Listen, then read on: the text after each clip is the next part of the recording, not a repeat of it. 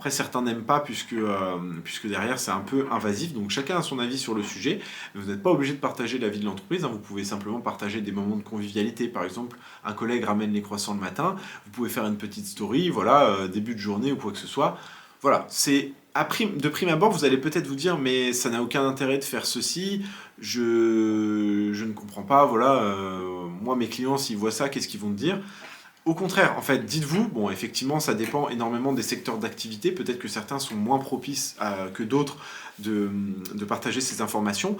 Mais lorsque vous êtes un client et que vous voyez que voilà, l'entreprise dans laquelle vous allez signer pour un contrat prend soin de ses collaborateurs. Voilà, il y a des petits déjeuners. Le midi, ils vont parfois manger au restaurant.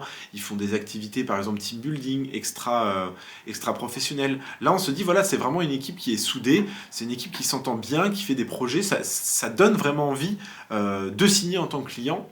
Voilà, si vous êtes un client et que vous voyez ça et que vous vous dites, bon voilà, ils n'ont pas l'air de travailler, ils font souvent des sorties extérieures, ça peut être un avis, hein, voilà, chacun a son avis, mais en tout cas, pour mon avis personnel, si je vois une entreprise voilà, qui a l'air vraiment soudée, qui passe des bons moments, et on voit vraiment ces moments authentiques, les gens n'ont pas été forcés à venir par exemple au restaurant ou quoi que ce soit, là, ça peut être vraiment très intéressant.